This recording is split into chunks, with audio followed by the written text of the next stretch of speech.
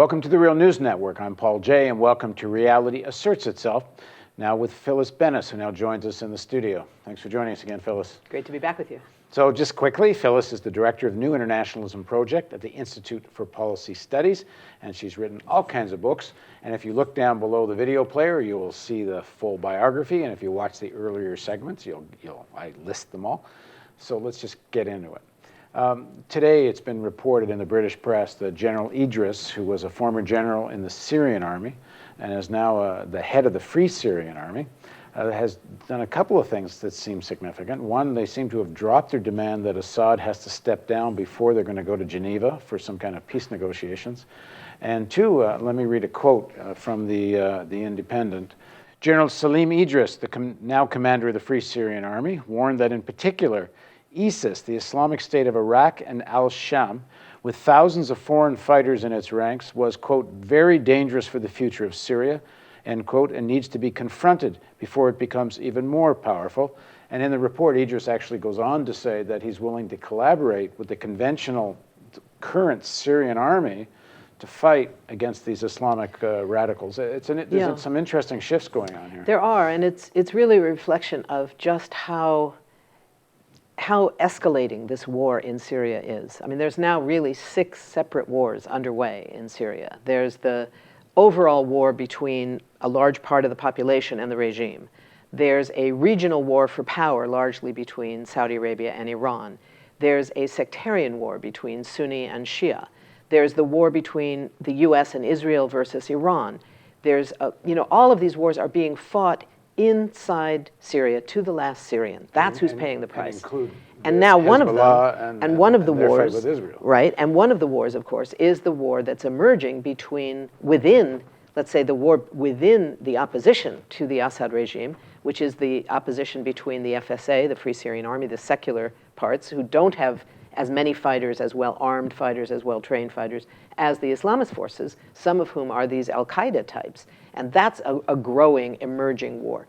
So the situation in Syria is very, very serious and getting worse on a daily basis. What's, I think, important to recognize, though, is that the Free Syrian Army, like its civilian counterpart, the National Syrian Opposition, no leader can speak on behalf of everybody connected to either the Free Syrian Army or their civilian counterpart.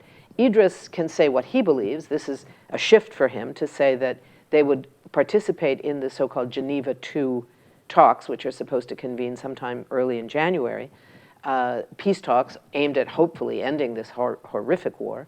But it's not clear how many people in his forces he can speak for, who would agree either with his position about agreeing to participate without a guarantee that Assad would step down, or agreeing to go to war against the Islamist forces, the pro-al-Qaeda forces. All of that remains very uncertain, and the same is true on the civilian side.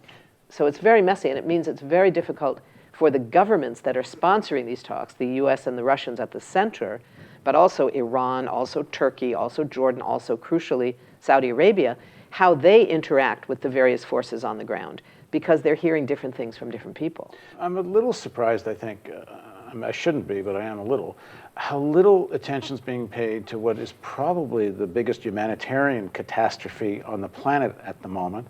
The Syrian people are caught between the Syrian government that's committed untold war crimes against them, and it's been well documented, and the growing force of the al-Qaeda type forces that seem to be the dominant, taken over most of the opposition fighting, who themselves have committed untold war crimes against the Syrian people. Absolutely. There's been war crimes on hundreds all sides. and hundreds of thousands of refugees, and you cannot pick up a newspaper and find it on the front page anywhere. Like the odd time you get a refugee story, and then everyone moves on. And of course, it's going to get worse. There's now more than 2.1 million Syrian refugees outside the country, of whom 50% are children. And the real disaster is coming now in the winter, because people are living in tents, and the winter in Syria, Lebanon, Turkey, that whole area where the refugees are, gets very, very cold. Heavy snow, lots of rain. These tents are no protection. Children are already undernourished, lacking in medical care. They haven't been to school. They're in very bad shape, and when it gets really cold, their immune systems are going to collapse, and we're going to be seeing massive casualties. And it is a disaster. The UN has been trying to get more money. Some of the pledged money has not come in. Some of the pledges have not been sufficient. So the whole question of how this is going to be dealt with is on the front agenda only for people who are already involved in the core of humanitarian aid work. As you say, it's not on the front pages of the newspapers. And we know, if you look at even the statements from Israeli pundits and American right-wing pundits and others, it's actually almost that is the policy. Let Syrians kill each other. And you had people like Daniel Pipes even articulate it, but I've seen it in other places in the Israeli press. You know, make sure you keep a balance of arms. Don't let any side win. Just make there's enough going on that people keep killing. This is the old model that the U.S. used to some effect in the Iran-Iraq war of the whole decade of the 1980s. You know, this was a situation where you had two countries who were historically the only two countries in the Middle East who could become regional powers, regional hegemons, meaning they had size of land and population, they had wealth from oil, and they had water. Only two countries in the region had all three. That was Iran and Iraq. So they were constantly competing with each other. When they went to war, the U.S. looked at that and said, wow, this is kind of cool. If these guys keep killing each other, they'll diminish their treasure, they'll diminish the size of their armies, they'll be killing each other, and they won't bother challenging us. So what do we do to make sure they keep fighting each other? We look at who's the weaker one, which in that case was Iraq, was the weaker party. That's why the U.S. went to war on the side of Saddam Hussein, provided arms, provided money to keep the fighting going. Now, I don't think that's actually the same that we're seeing in Syria today. I think that once the fighting began, there was a concern and is a concern in Israel and other countries that neither side win decisively.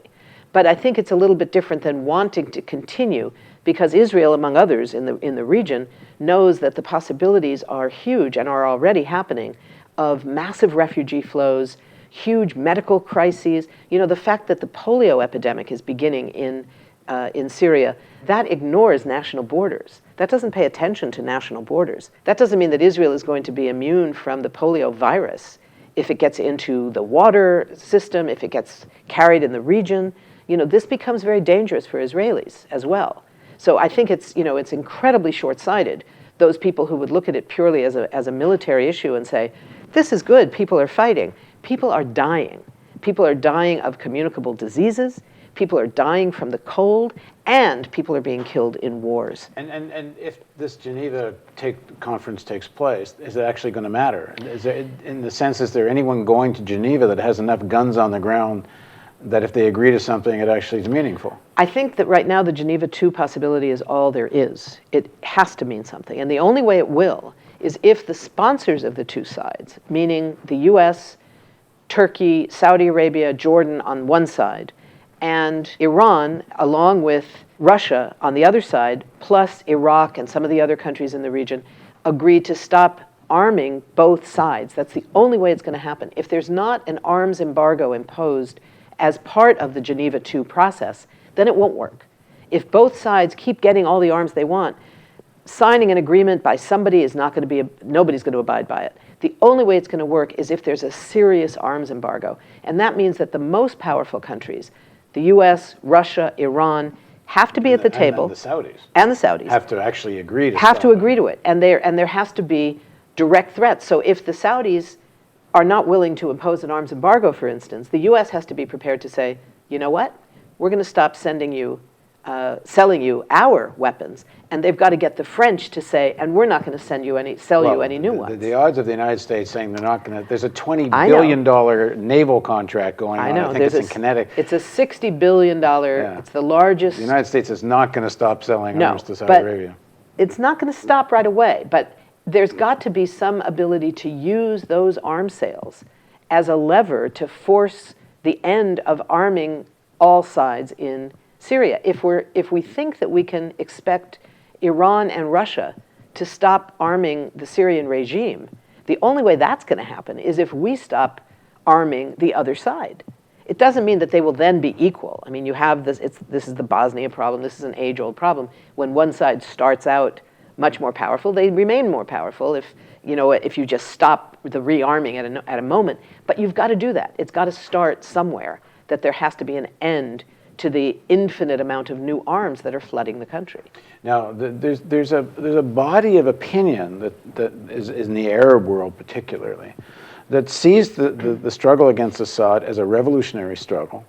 They see that, you know, Assad is not just a war criminal in recent times, but has been for a long time.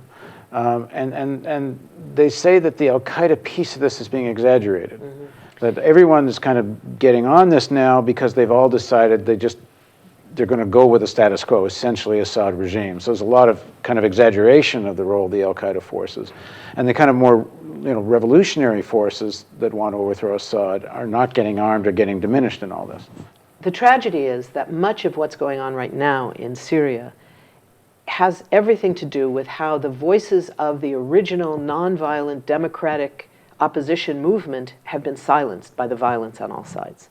They still exist. There is still a nonviolent political opposition in Syria, and amazingly, despite the fact that some of them have been killed, some have been arrested, some have been driven into exile, some of them survive, and some of them have been going out into the streets over and over again with signs, with flags, mobilizing people at the local level to create local ceasefires, among other things, trying to rebuild the idea of a nonviolent political opposition movement.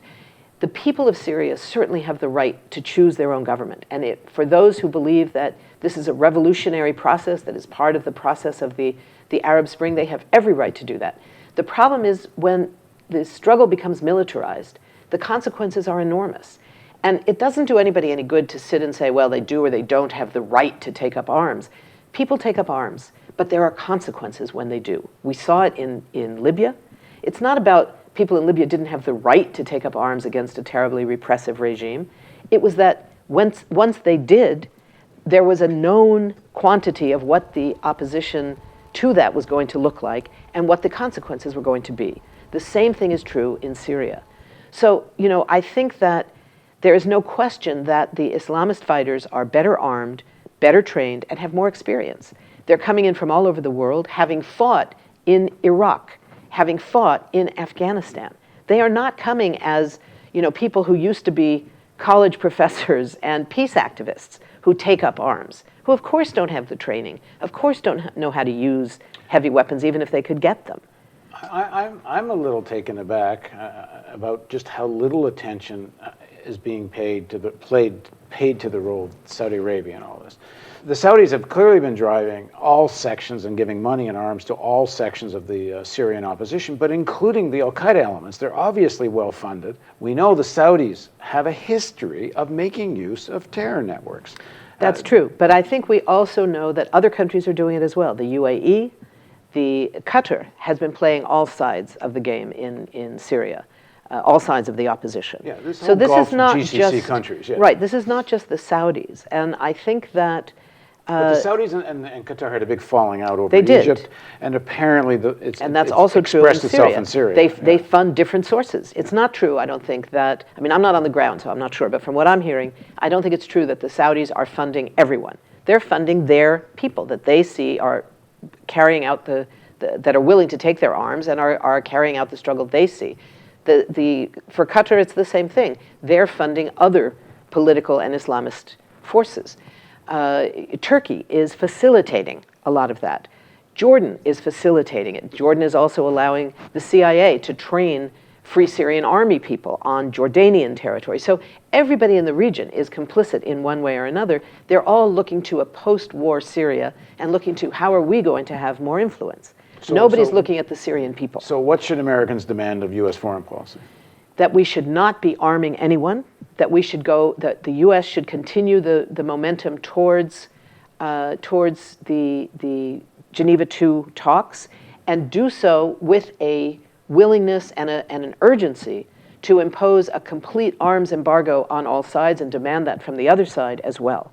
We should up by a huge margin the amount of money we're paying to the United Nations for humanitarian relief, and we should be pushing governments in the region to take larger number of refugees, and we should be willing to take refugees if there are any who want to come to the United States. That's a big question.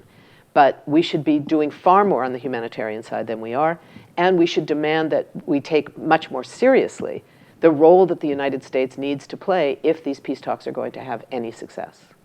Okay, in the next segment of our interview, we're going to imagine what might be a solution to the Israeli-Palestinian conflict.